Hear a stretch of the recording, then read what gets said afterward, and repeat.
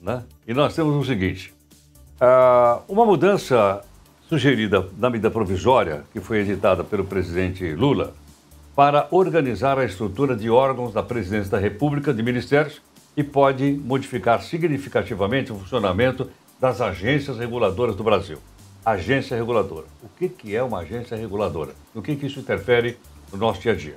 Nós pedimos a gentileza da professora Patrícia Sampaio, professora de Direito da Fundação Getúlio Vargas, do Rio de Janeiro, para conversar conosco. Professora Patrícia, muito obrigado por sua gentileza em atender aqui a Nova Brasil. Um prazer, Heródoto. Bom dia aos ouvintes. Muito obrigado. Professora Patrícia, o que é exatamente uma agência reguladora? Uma agência reguladora é um órgão da administração pública que lida com alguns setores-chave da economia. Então, nós temos esses órgãos, eles têm poder normativo, ou seja, ele edita regulamentos sobre o funcionamento desses serviços, ele decide casos envolvendo os regulados, as empresas, ele autoriza funcionamento de empresas e de atividades e também ele acompanha os contratos de concessão.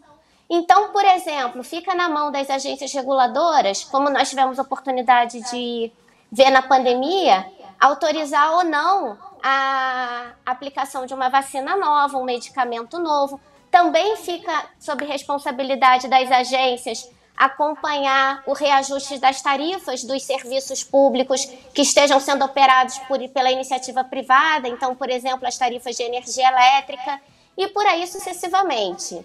No âmbito federal, que é o espectro de abrangência dessa proposta que está na mesa, nós temos agências reguladoras para as questões mais diversas de interesse da sociedade, desde a energia elétrica, telecomunicações, infraestrutura de transporte, saúde, vigilância sanitária. Então, são setores muito chave da economia e muito complexos. Professora Patrícia, quer dizer, a atuação, então, das agências reguladoras mexe diretamente com o dia a dia das pessoas, do cidadão? Com certeza. Com certeza, vários produtos só estão no mercado e nós podemos comprar porque teve aprovação da Anvisa. A tarifa de luz que nós pagamos tem que ser homologada pela Agência Nacional de Energia Elétrica. Os nossos direitos enquanto usuário, por exemplo, do serviço de transporte aéreo, é regulado pela Agência Nacional de Aviação Civil. E então está no nosso dia a dia. E também, Heródoto, não é objeto dessa proposta, mas nós não podemos nos esquecer que existem agências reguladoras estaduais e municipais.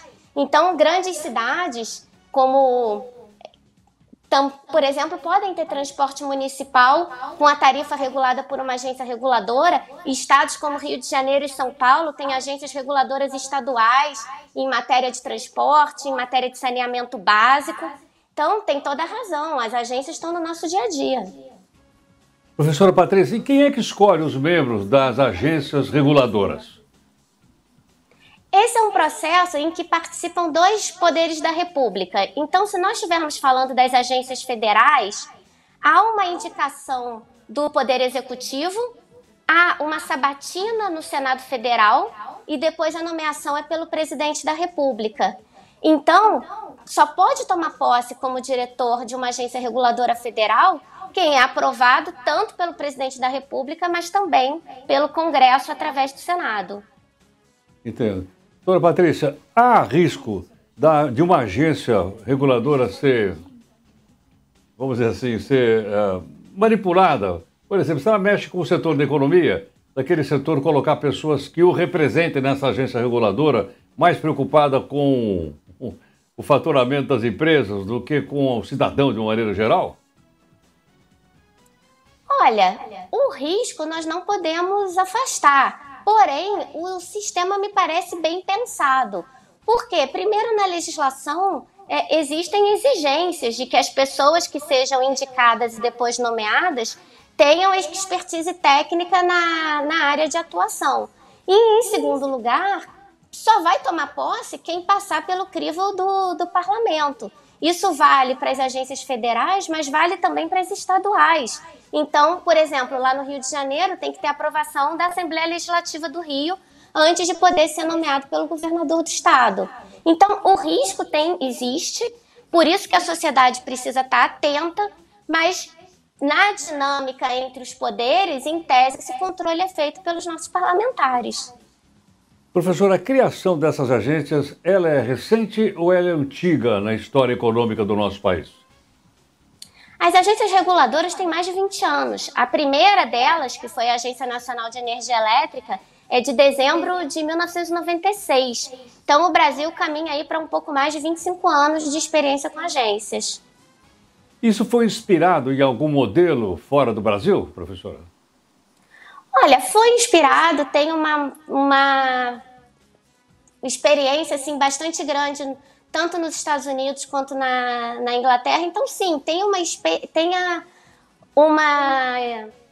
inspiração, digamos assim, bastante nos Estados Unidos, mas é fato que hoje vários países que são de outra tradição jurídica também têm agências reguladoras, a Europa tem agência reguladora. Então, houve aí, através das décadas, um caminho para uma certa convergência. Perfeitamente. Professora, muito obrigado pela gentileza e pela aula. Imagina, com prazer. Muito obrigado, professora. Professora Patrícia Sampaio, professora de Direito da Fundação Getúlio. Tá aí, ó. Agora nós estamos sabendo melhor o que é, como é que funciona, né, uma agência reguladora. E a importância que ela tem porque mexe no nosso dia a dia, como explicou aí a professora Patrícia.